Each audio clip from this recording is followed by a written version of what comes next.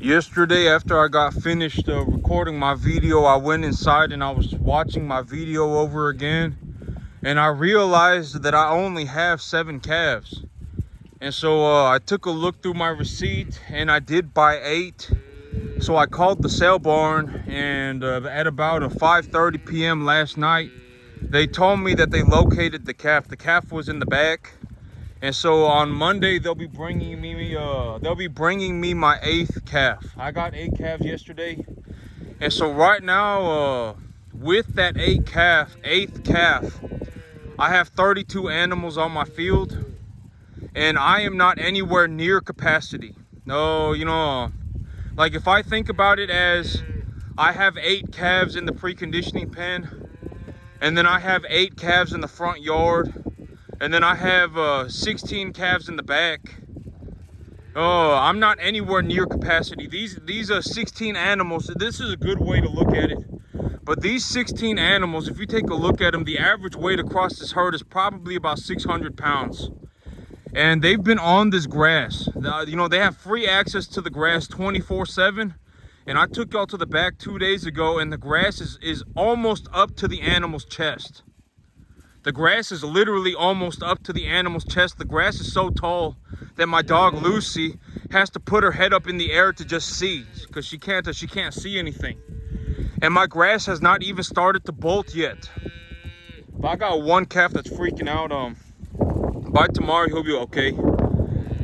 But the grass has not even started to bolt yet. And so when the grass begins to bolt, the biomass accumulation of my field will be will go up in a vertical line. And so right now, I took a look at my bank statements yesterday, and I have about I would say I'm on my last about $20,000. I have about $20,000 left. And so but here's the thing, right? It's like if I need money, right? If I need money, you see that animal right there? 1, 2, 3, and maybe I find a 4th one in here. But those are the 3 that are obviously very, very large compared to the rest of the herd. And so, like, if I needed money, and it's like, oh man, well, I need 10 grand. Well, I'll just sell 5 cattle, right? I'll just sell 6 cattle. If I sell 6 cattle, I'll come home with 10 grand. And so that's what I mean by I know I say it all the time, but cash, it's like cash is just one way to have money, right? These animals right here, they are a number 1 to 1.5 type medium large frame commodity animal. So these animals, they are all valuable. They all have a dollar amount value to them. And so if I need money, I can always just go and just pick up money, right? I can just sell these animals, and then boom, they'll write me a check. And so it's like, oh, I need 10 grand, right? I need 10 grand. Well, I'll just sell 6 of my animals, right? I mean, that's literally how it turns out. And it's not like, I don't sit on all, that, but, and also cash is taxed, right? Cash is taxed too. So, when I look at these animals, yesterday, I had that one little black calf that was sitting in the preconditioning pen by himself. And I was feeding him food, and I was measuring how much food he was getting, and I gave him 12 pounds of food. I gave him 12 pounds of food. I gave him a 1-to-1 mixture of a Bermuda hay and a calf pellet. I gave him a 1-to-1 mixture of a Bermuda hay and a calf pellet. I gave him 12 pounds of that, and he ate all of that before the evening. And so when I got back home in the evening, I fed him again. And so he's obviously doing very well. And when he was eating like that, I got to see what his poop looked like. Because, he was eating so much of that feed. I got a very good representation of what that food looks like after it passes through the animal's digestive system. And the poop is stacking up just a little bit. It's stacking up just a little bit. And so yesterday I decided that what I'm going to do for the ration, my new calf ration for the animals as of right now, is a 1-to-1 mixture. It's a 1-to-1 mixture of Bermuda hay, alfalfa hay, and calf pellets. And so the alfalfa hay is going to increase the protein. It's going to have more protein in it. I got a very high quality premium alfalfa, so I would anticipate that it's somewhere between 16 to 20% protein. The calf pellet that I'm giving the animal somewhere around 14% protein, and the Bermuda hay is probably somewhere around 8% protein. and the energy of the the energy of the Bermuda hay is probably somewhere around 50 to 55%. The energy of the calf pellet is probably somewhere around 70 to 80%, and the energy of the alfalfa is probably somewhere around 60%. And so all together, they'll probably be getting something about a 60, I always say the energy that I use for the animals is 65%. It does not matter what the size of the animal is. I look to give them about a 65% energy, 65% energy diet, and then I change the amount of protein in their feed. I change the amount of protein in their feed, and then I keep their energy at about 65%. And the reason that I do that is because, okay, so when it comes to cattle diet, like I'm not, all of this stuff is not stuff that I came up with. And, like the energy concentrations of each feed and everything is not something that I came up with, right? And that's what, I don't come up with this stuff on my own. I go on the internet, I read books, I read hundreds of books, right? Hundreds of books, and then I put in my hundreds and hundreds and tens of thousands of hours of effort, right? I put in thousands and thousands and thousands and thousands of hours of effort over years, over 15 years. I probably put in over 20,000 hours, right? And so I put in over 10,000 hours, and I read hundreds of books. And so after all of that is combined, this is what I come up with. This is not my idea. I just, I read about it, and then I do it, and then I see what works, and I keep what works, and I don't do what doesn't, right? That's how I ultimately got here. If people really want to know, because, at the end of the day, like, nobody's going to hold your hand like, that they're your mama, right? Like, nobody's going to hold your hand like they're your mama. At the end of the day, if you can't make it on your own, the world will probably just leave you behind. It probably will. And if you don't, in a capitalistic society, if you don't make it to the very top, like if you are genuinely not like 1 in a million, objectively 1 in a million, you should probably, and if you're thinking about starting a business, you probably should not start a business. I'm just going to be honest, especially if it's skill-based labor. Because when it comes to skill-based labor, a very, very, very honest way to look at skill-based labor is to look at athletes. Because athletes are skill-based, entirely skill-based, right? Granted that they do, a lot of these athletes, granted that they are, born with, a lot of them have to be, if they're not born tall and stuff like that, they're probably not going to be. But it's like, if you're an athlete and if you're short, you can still be good at other sports, right? I mean, you just, you can be good at boxing, right? If you're short, you can be good at boxing. If you're kind of just medium height, and you're whatever, you can go play soccer, play football, right? I mean, everybody does not have to be a basketball player. And that is what I mean by everybody does not have to be a farmer. Everybody does not have to be a farmer. But when I look at my farm, it's like, maybe, but it's not just farming, right? People can be good at many things. And maybe, when people see what I do in farming, and maybe it will rub off on them for whatever they're doing. And so, when we look at the things that I got going on, maybe it will influence, or maybe it will be of positive to you in any way. Because here's the reality. Okay, so when I look at the world, right? When I look at the world, here's the reality of what I see. If I worked 24 hours a day for 365 days a year, I could not possibly feed the entire planet. I could not do it, right? And this is what I've said repeatedly. I don't have anything to feed. I don't have anything to sell you, right? I don't have any courses. I don't have anything that I'm gonna sell you, right? I don't have any courses. There's nothing that I'm legitimately. I already make money running the cattle business is legitimately where I make money, right? And so when it comes down to it, I don't have any courses to sell you, right? I don't have any courses to sell you, and I'm just gonna be honest with you. Even if I worked 24 hours a day, 365 days a year, my skill set would still be viable to the market. There would still be work for me. At the end of the day, if I worked 24 hours a day for 365 days a year, I could still work until the day that I died, and I still would have worked, and I would still get paid. There is literally zero chance for me to go out into the world and feed the entire country. I cannot do it by myself. Legitimately, I can't, right? You know, so literally from that perspective, if you become a very good farmer or whatever else, right? It's very good. If you become a very good farmer, even if you become better than me, that's very good. Because why do I care, right? I mean, I'm still just going to run my, you know, I still can do what I do. Even if you're better than me, that's fantastic. If you actually put in the time and the effort and become better than me, that is that is wonderful, right? That's incredible. That's great. I mean, the world needs that, right? And so me, it's like at the end of the day, even if I worked 24 hours a day, 365 days a year, I would not be able to feed the entire country by myself. I could not.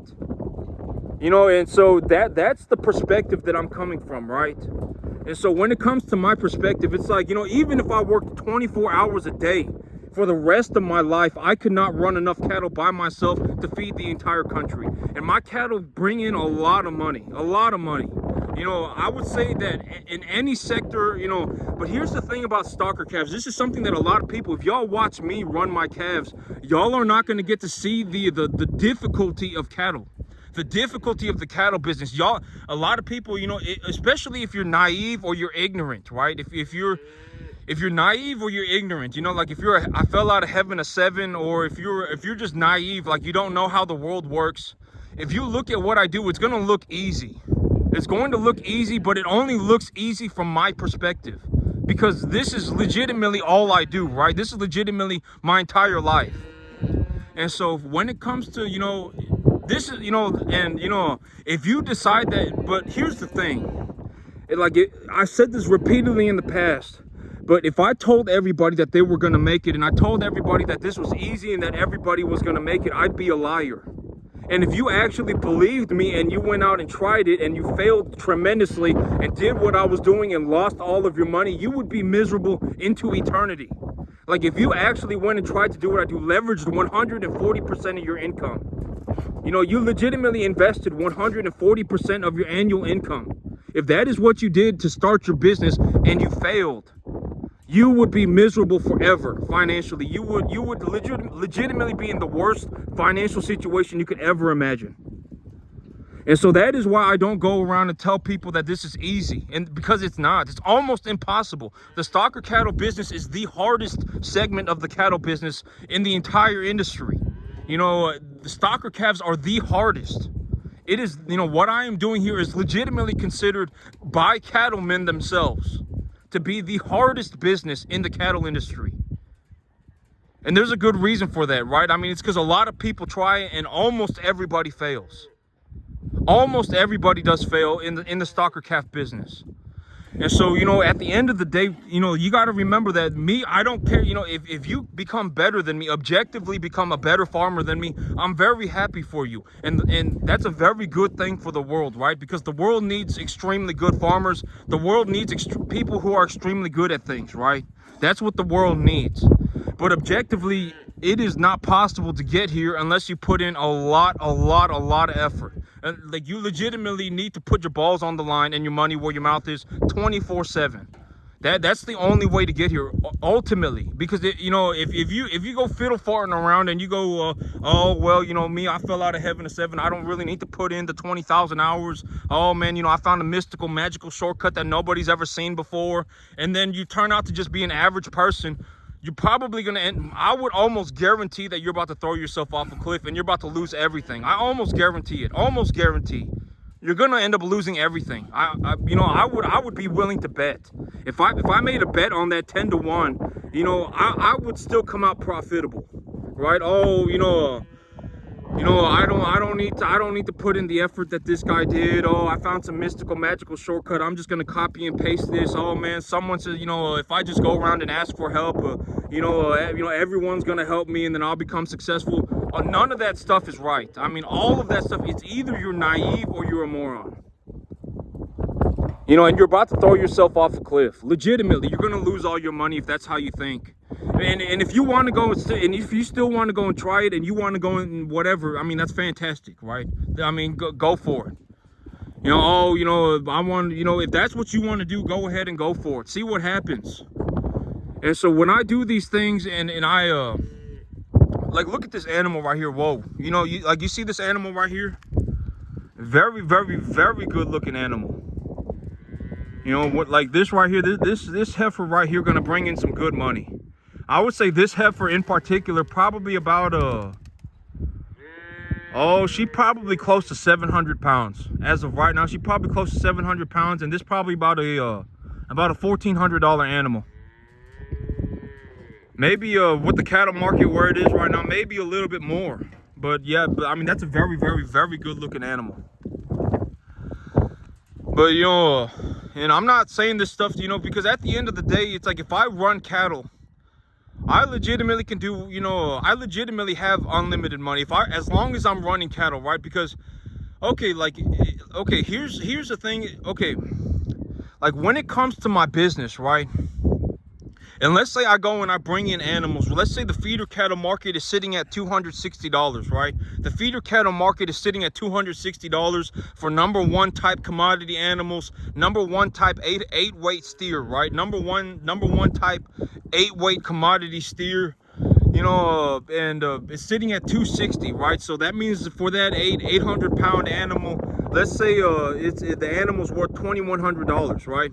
And let's say because I have Texas cattle, let's just give it a generous discount of 10%, right? And so we're now sitting at $235, right? $235. At $235 at 8 weight, the animal will still sell for like $1,900. And so here is my perspective, right? Like when I got, like if I have, whether I have 20 animals or I have 30 animals or I have 40 animals or I have 50 animals, it's going to cost me the same amount of money. Because my grass, as of right now, I have so much grass, right? I've taken y'all to the back and y'all have seen what my grass looks like. I legitimately have so much grass back there that even if I doubled the number of animals that I have on my field, they would still not be able to eat all of it, right? And so no matter, under any circumstance, it's going to cost me $500 a month. It's going to cost me $500 a month. Let's say, you know, and then if I split that across 20 animals, that's $25 an animal. But if I split that across 50 animals, that's $10 an animal, right? And so at $10 an animal, let's say I raise my animals for 5 months. You know, that's what I've been saying about my business plan, is that my business plan right now is to bring in 4 animals every 2 weeks. And if I bring in 4 animals every 2 weeks and I have a maximum population of 40 animals on my field, if I have a maximum population of 40 animals, that means I'm taking care of every animal for 5 months. So if I raise an animal for 5 months and over those 5 months they put on 400 pounds, let's just say 350, just to give it a just to go on the low side of things, right? Just to make it a conservative estimate, I get 350, right? 350 pounds that I gained on the animal for $50. I put $50. I put $50 into the animal and I put 350 pounds on that animal. And let's say the poundage is priced at $2 a pound, very, very low. If the feeder cattle market is sitting at $260, unless I get $2, that's $700 that I've made, right? Legitimately made like a 70%, 70, you know, 70, 80, you know. Let's say, well, if I bring him in for 800 and okay, so if I bring him in for 800 and I bring in if I bring him in for 800 and I sell him for, let's say, 1,400, I still make like $600, right? Take the 50 out of that, and I still made $550. And if I just stick to my business plan all year round, that $550 over the course of a year, if I just stick to my business plan, is $55,000. And let's say I missed the mark horribly, and I mess up or something happens and things go horrible, right? Things go horrible. Oh man, the weather was not good. Oh man, the feed prices skyrocketed and the animal value plummeted and things go horrible and I only make half as much money. Well, I still make 30 grand. And you know, and at the end of the day, my income tax benefits are still there. I can still have my income tax benefits. And so under any circumstance, I'm going to be doing very well for myself, granted that I keep working, right? If I start going, if I start thinking about other things, oh, let me go and, go to the restaurant every weekend. Oh, let me go and do this. Let me go and do that. As long as I legitimately wake up every single day for the next, 150 years of my life, 7 days a week, and the only thing I think about is farming for 15 hours a day, chances are I will continue to be successful, right? That is my perspective. That is my personal perspective. And that is what I mean by, you know, I have unlimited money. As long as I continue to do this, I have unlimited money, because there is legitimately almost infinite demand for my skill set in the marketplace. I could work 24 hours a day, 7 days a week for the rest of my life, and I would not be able to feed the entire country by myself. Guarantee it. I guarantee it 100%. There is not any chance that I could do that. Other people need to step up and become farmers too. You know, a lot of people, you know, the average age of a farmer in America is like 57 or something like that. It's very bad. You know, a lot of young people are not wanting to do this. A lot of people in general are not wanting to do this. And so maybe if y'all see what I do and you actually see that it's possible to make a drastic sum of money, maybe at that point some people will change their mind and they will actually become a farmer, right? Oh, you know, for the next, you know, if I just put in, you know, if I just put in 15 hours a day for the next 15 years of my life, if I walk around 24 hours a day, only thing I think about is farming for the next 15 years of my life, and I objectively get better at it.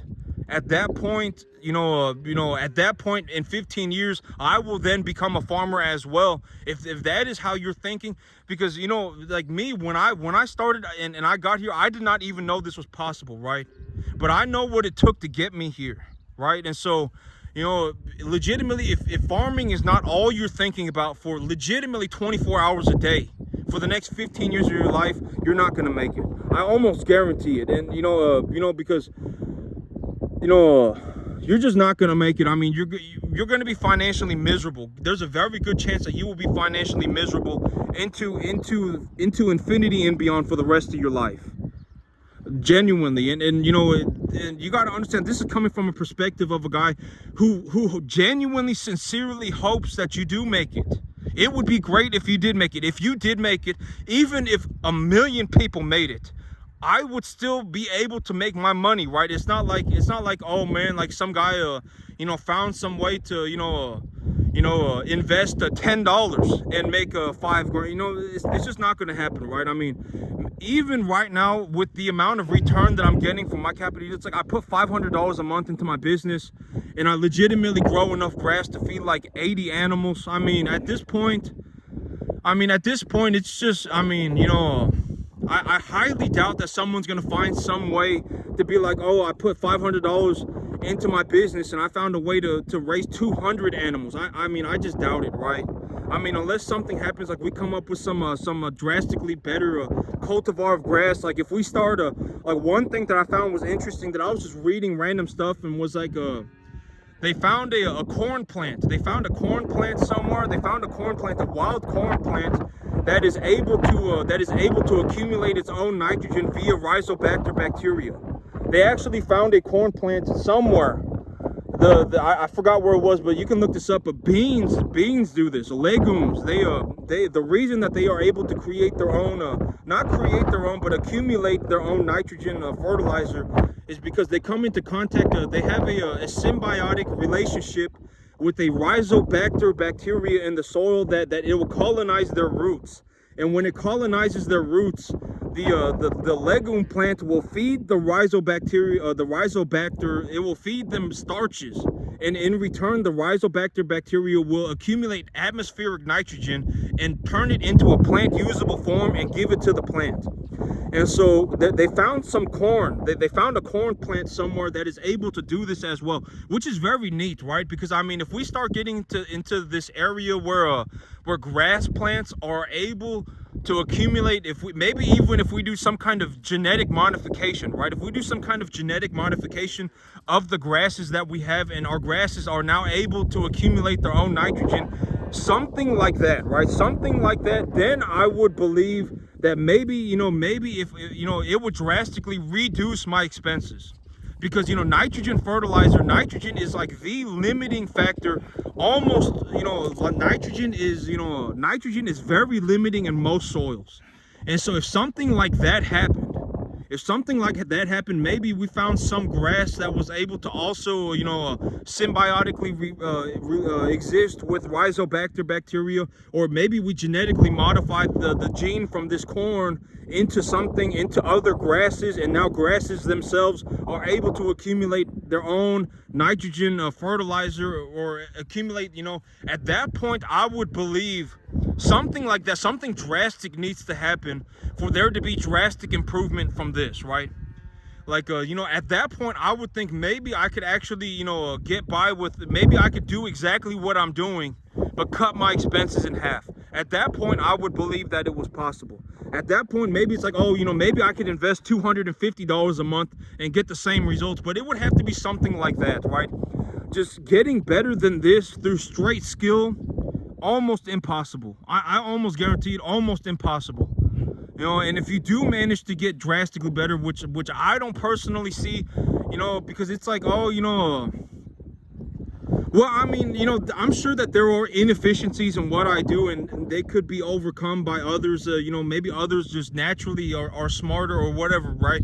And they could overcome my my shortfalls, you know, in some way. Oh, maybe, you know, I'm misdiagnosing, you know, maybe when I look at my field, maybe I'm misdiagnosing my plants, you know. But it's like, you know, when I look at my field and my grass is legitimately up to my animal's chest, I don't see like me switching my fertilizer formula by 10% and having the grass grow like up to the animal's neck, right? Like I don't see that stuff happening. I personally just do not see that stuff happening. As of right now, I would say that I'm doing pretty good.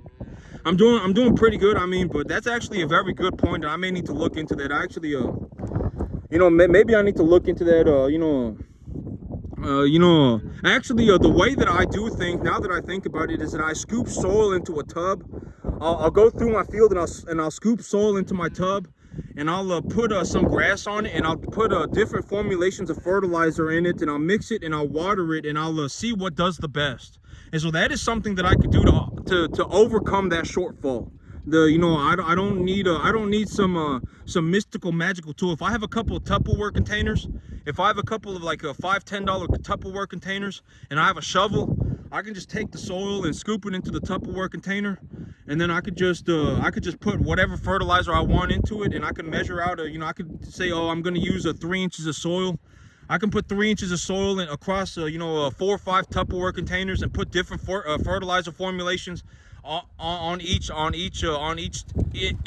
Tupperware container. Put grass seed, you know, put the cultivar of grass that I want to grow on top of it, and watch and see which one does the best. But you know, but at the end of the day, the Tupperware container is nice, and I do that all the time. I've done that repeatedly over my life, and you know, that's one of the big things that I used to do that really made a drastic difference in my life. But you know, but when it comes to, in reality, you know, you got to also consider that the grass needs to be digestible by the animal, because if these animals are going to walk around and eat the grass themselves, and I'm not going to cut it for hay, I also need to think about, you know, if these animals, if they eat it, will they have you know, excessive amounts of protein, excessive amounts of digestibility? I mean, you know, the Tupperware containers, it will tell me, you know, oh, you, and okay, but here's the thing. This is another very good point, is that I could also increase the biomass accumulation of my grass pretty drastically. But if I did that, it would cause health problems in my cattle. I mean, you know, my cattle are borderline bloating already from eating too much grass. And so if I, you know, that's something that I've been saying repeatedly up until now, is that if I was growing my grass for hay, and if I was growing my grass for cattle, it's different. Because, okay, and this is a very good way to look at it in terms of data.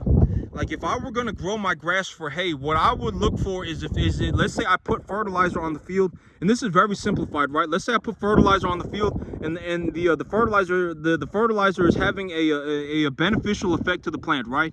At that point, at a certain point, the fertilizer, the amount of fertilizer that I put on the plant will not cause increase the growth of the plant, and so the growth of the plant will start to plateau. It will plateau, and then after that, if there's too much fertilizer, the plant will actually will grow negatively. There will be damage to the plant from an excessive amount of fertilizer. And so if I were going to look for growing hay, for example, I would be looking for that plateau But when I grow hay for cattle feed, when I grow hay as a forage crop for animals, for cattle, I'm not looking for that plateau. I'm looking for the conditioning of my animals. When I look at the grass, I'm more considering, you know, what stage of development is this grass in? You know, if the animals ate this right now, you know, what kind of feed would they be ingesting? You know how, you know, that's the kind of stuff that I'm looking at. I'm not looking for the plateau, right? I'm not looking for the plateau. I'm looking for I'm looking at the quality of the feed in terms of if the animal ate it themselves right now, what would they be ingesting? That is more what I look for. But if I was growing crops for hay, I would be growing it differently. I would be growing my field differently. And so, you know, this is what I mean by it's a very difficult situation, and there are multiple, you know, there's not any such thing as a straightforward answer. It's very, very, very, very, very, very multi-dimensional. Very multi-dimensional. So, you know, there's not any way that I can give a straightforward answer. And all these things that I talk about, there are things that I talk about on a very regular basis, right? And that's what I mean by life is like a chessboard. Once you understand, if you look at that chessboard long enough, you will understand that your pieces only move a certain way. If I put fertilizer on my field, that's like moving one piece. It will only move a certain way. Either it will beneficially affect your plant or it will negatively affect your plant. Legitimately, that's the only thing that it possibly could happen. And so, you know, and it's like, oh, well, if I put positively charged fertilizer on my plant, on my field, and the soil is negatively, you know, once you've understood, you know, life is genuinely like a chessboard.